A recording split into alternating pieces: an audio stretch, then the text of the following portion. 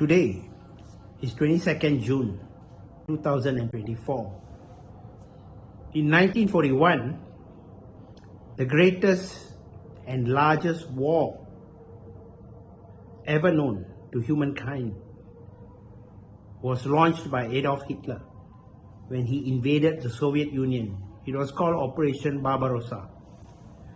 Over 100 years earlier, another man with his grand army also invaded Russia. He was Napoleon Bonaparte. For both adventurers, it did not end well. Yet, in modern times, we still see some countries edging towards this massive disaster.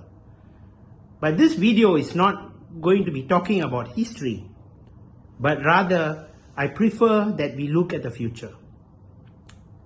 And interestingly, the best decision Datuk Sri Anwar Ibrahim, our Prime Minister, has made since he became Prime Minister of Malaysia is the decision to join Brics.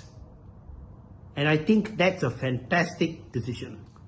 Brics stands for Brazil, Russia, India, China, and South Africa. These 5 countries are very important in the world. And these 5 countries, if you just look at their population, it's easily half of the world. Just 5 countries.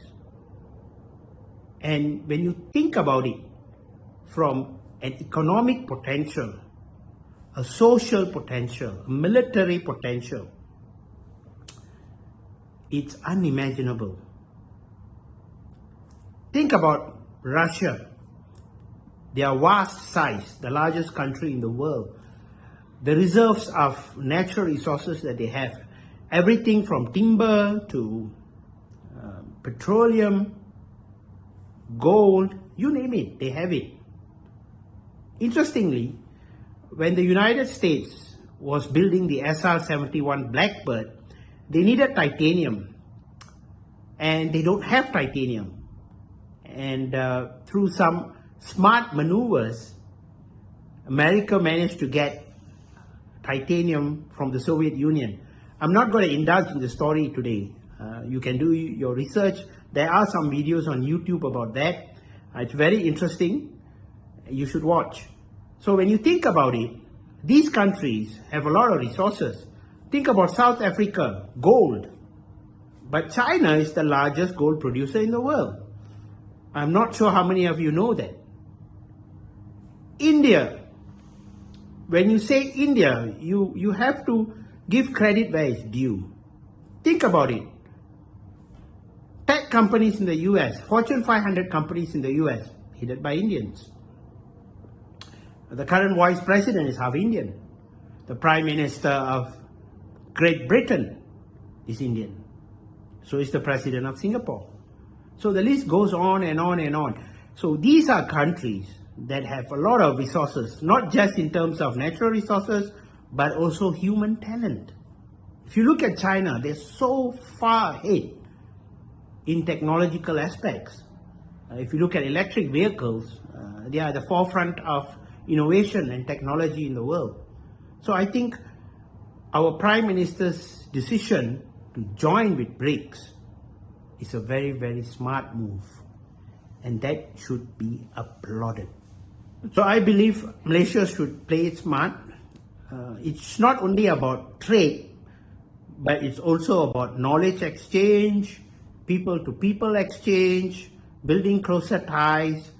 And one of the ways that we can do this is through the Belt and Road Initiative. If you really think about it, right, the countries that are the most successful in the world tend to have very, very good logistic systems. Everything from public transportation, that's literally moving of people, to moving of goods across the country and across the world. So Malaysia has fairly good ports.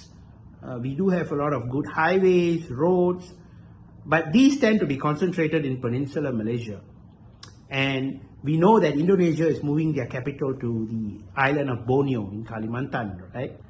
So when you really observe carefully, there's a great opportunity now for us to build the infrastructure in Borneo that is connecting Sabah and Sarawak to the rest of Indonesia. That means we need to build not highways, but expressways. Roads with at least 3 lanes on both sides, right? We need to build cargo train services. We need to put in high-speed rail.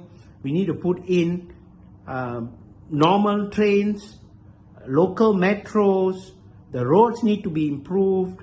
Why? It's very simple. If you want to enhance trade, it should be easy for people and goods to move.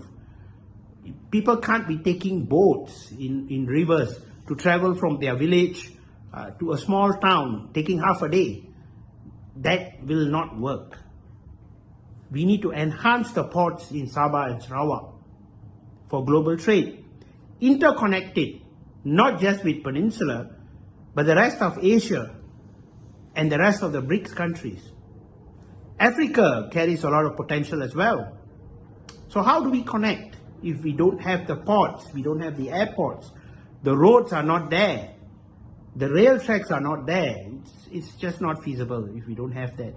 So Malaysia should be spending a lot of money building this infrastructure today with China, with India, with these countries coming in and working together with us for mutual benefit. So I hope the government of Malaysia will seriously work on this and get it done and join Brics to make our country better. But that in no way implies that we forget our other friends. The United States has been a good friend to Malaysia, and we will continue to be a good friend with them, a trading partner with them. The EU, though we have some challenges with them with regards to palm oil and other ESG related issues, but we will still work with them. But we cannot be beholden to any country. We are neither an ally nor an enemy of anyone. Of course, the reality of life is that we can't be friends with everybody. But we can try, and try we will. Thank you.